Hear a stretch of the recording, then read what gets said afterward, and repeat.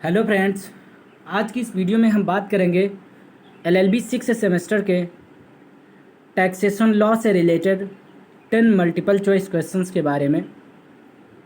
अगर आप हमारे चैनल पर पहली बार आए हैं और लॉ से रिलेटेड वीडियोस देखनी है तो आप हमारे चैनल को सब्सक्राइब कर सकते हैं। तो चलिए बात करते हैं ऑब्जेक्टिव क्वेश्चंस की। तो हमारे साथ आप लोग वीडियो में अंत तक बने रहिएगा। क्वेश्चन नंबर फर्स्ट कहता है, भवन संपत्ति की आय की गणना करने में कौन सी कटौतियां की जा सकती हैं। ए ऑप्शन में कहा है वार्षिक मूल्य का 30% कटौती के रूप में अनुज्ञात किया जाएगा।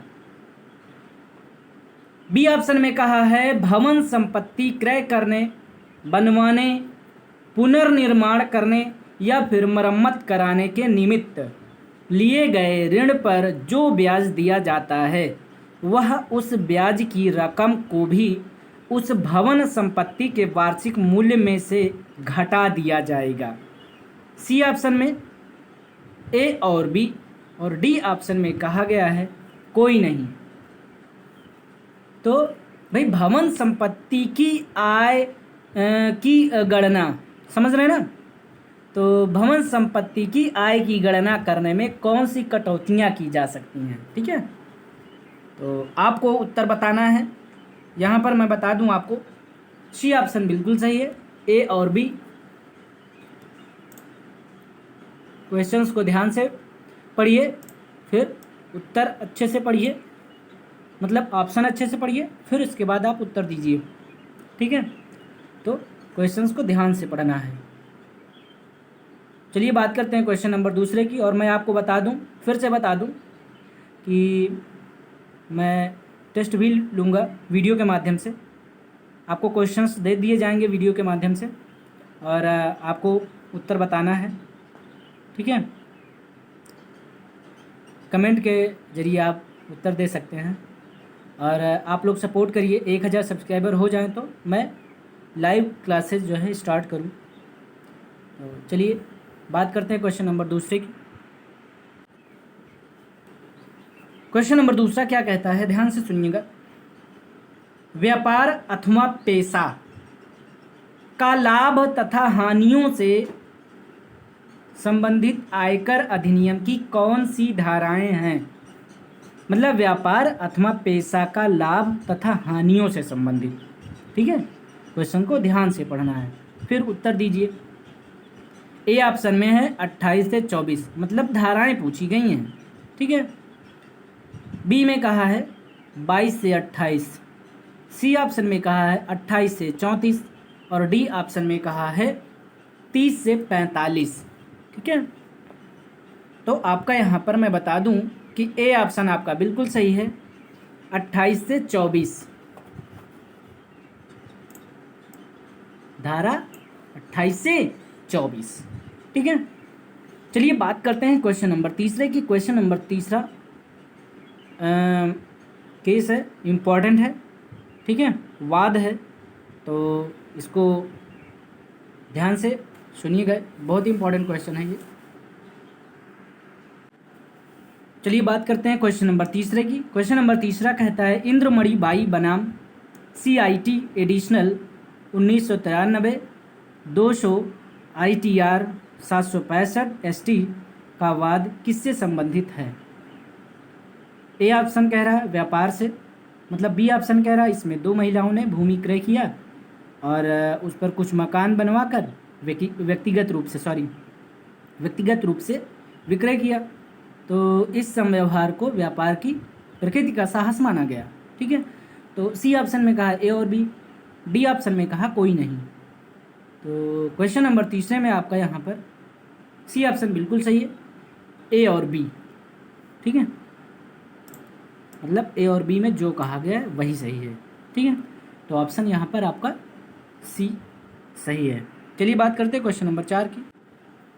क्वेश्चन नंबर 4 क्या कहता है, कटौतियों का कौन सा प्रकार है।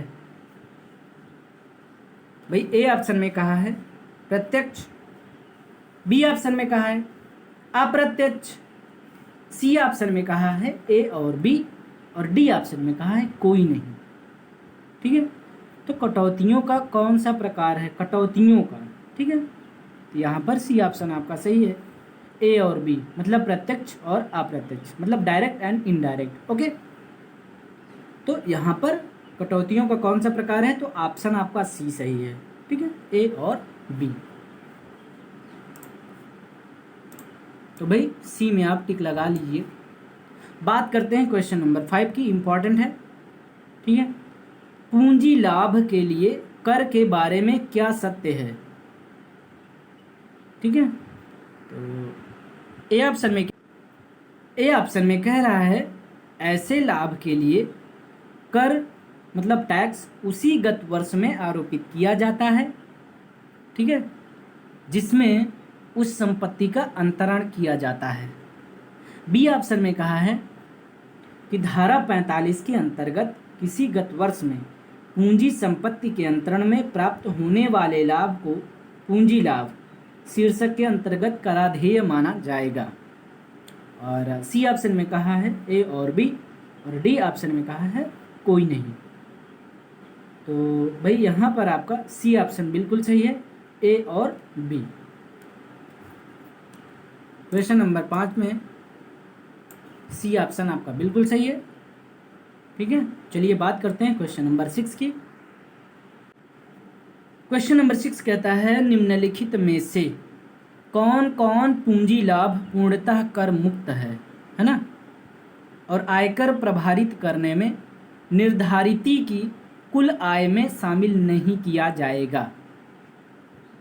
तो भाई ए ऑप्शन में कहा ऐसे समव्यवहार से ज्ञात पूंजी लाभ जिसे अंतरण नहीं माना जाता है। बी ऑप्शन में कहा है कंपनी के समापन पर संपत्ति के वितरण से प्राप्त होने वाला लाभ। सी ऑप्शन में कहा है ए और बी, और डी ऑप्शन में कहा है कोई नहीं। तो क्वेश्चन नंबर 6 में आपका यहाँ पर सी ऑप्शन बिल्कुल सही है भाई, इसमें भी सी ऑप्शन ही सही है, ए और बी। मतलब ए में जो कहा है ऐसे समव्यवहार से ज्ञात पूंजी लाभ जिसे अंतरण नहीं माना जाता है। ठीक है, बी ऑप्शन में जो कहा है कंपनी के समापन पर संपत्ति के वितरण से प्राप्त होने वाले, ठीक है, लाभ। तो ए और बी यहाँ पर सही, मतलब सी ऑप्शन आपका सही है। क्वेश्चन नंबर 7 की बात करेंगे। क्वेश्चन नंबर 7 कहता है कौन सा पूंजी लाभ पूर्णतः कर मुक्त है। ए ऑप्शन में कहा है ऐसे समव्यवहार से प्राप्त पूंजी लाभ जिन्हें अंतरण नहीं माना जाता है। बी ऑप्शन में कहा है का मापन के समापन पर संपत्ति के वितरण से प्राप्त होने वाला लाभ।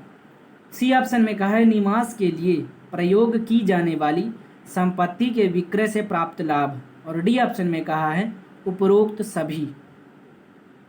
तो क्वेश्चन नंबर आपका जो 7 है उसमें आपका ए ऑप्शन बिल्कुल सही है, ऐसे समव्यवहार से प्राप्त पूंजी लाभ जिन्हें अंतरण नहीं माना जाता है।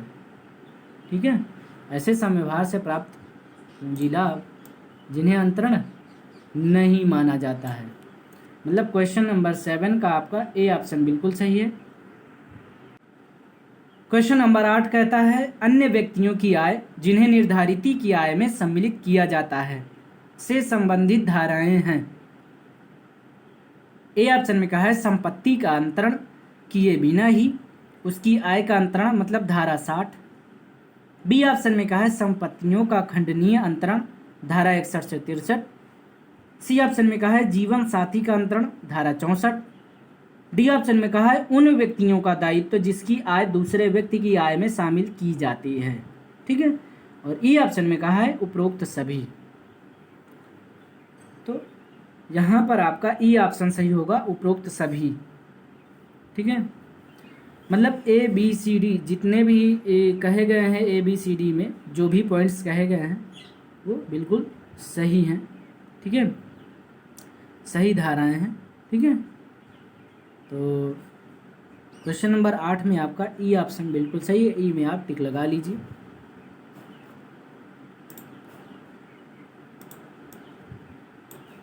मतलब ध्यान से सुनिएगा, अन्य व्यक्तियों की आय, क्वेश्चन में क्या पूछा है, अन्य व्यक्तियों की आय, ठीक है, जिन्हें निर्धारित की आय में सम्मिलित किया जाता है ना, तो से संबंधित धाराएं हैं, धाराएं बताना है। संपत्ति का अंतरण किए बिना ही उसकी आय का अंतरण धारा 60 के अंतर्गत, सही है। संपत्तियों का खंडनीय अंतरण धारा 61 से 63, सही है। जीवन साथी का अंतरण धारा 64, सही है। उन व्यक्तियों का दायित्व जिसकी आय दूसरे व्यक्ति की आय में शामिल की जाती है, सही है, ठीक है। तो मतलब ऑप्शन ई सही है, जो भी उपरोक्त कहा गया वो सभी, ठीक है। तो ई ऑप्शन आपका यहाँ पर बिल्कुल सही है। और क्वेश्चंस आपको ध्यान से पढ़ना है और ऑप्शंस भी अच्छे से पढ़ने हैं। जो ऑप्शन सही है उसको टिक लगाइए, ठीक है। चलिए बात करते हैं क्वेश्चन नंबर 9 की। आप लोग तैयार करते चलिए। देखिए क्वेश्चंस इंपॉर्टेंट हैं, है ना, लेंथी हैं क्वेश्चंस। क्वेश्चन नंबर 9 की बात करते हैं। लाभ हानि विवरण में शामिल की गई आय से संबंधित विशेष से संबंधित धाराएं हैं। ए ऑप्शन में कहा है 68 से 69 घा, बी ऑप्शन में कहा है 68 से 75, सी ऑप्शन में कहा है 65 से 69 और डी ऑप्शन में कहा है 70 से 85। तो लाभ हानि विवरण में शामिल की गई आय से संबंधित धाराएं जो हैं, ए ऑप्शन में जो लिखा गया है वही धाराएं हैं, समझ गए। मतलब ए ऑप्शन आपका सही है, 68 से 69 घा तक, ठीक है। तो क्वेश्चन नंबर 9 में आपका ए ऑप्शन बिल्कुल सही है, ठीक है। बात करते हैं क्वेश्चन नंबर 10 की, जो कि लास्ट है क्वेश्चन इस वीडियो का। तो क्वेश्चन नंबर 10 क्या कहता है, निम्नलिखित में से कौन सर्वोच्च प्रशासनिक अधिकारी है।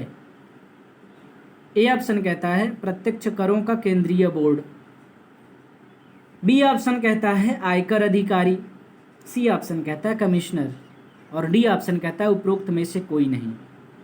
तो भाई कौन सर्वोच्च प्रशासनिक अधिकारी है ना। तो यहाँ पर आपका ए ऑप्शन बिल्कुल सही है, प्रत्यक्ष करों का केंद्रीय बोर्ड, ठीक है। यही जो है सर्वोच्च प्रशासनिक अधिकारी है, प्रत्यक्ष करों का केंद्रीय बोर्ड, ठीक है, सेंट्रल बोर्ड, समझ गए। तो यहाँ पर आपका ए ऑप्शन बिल्कुल सही है।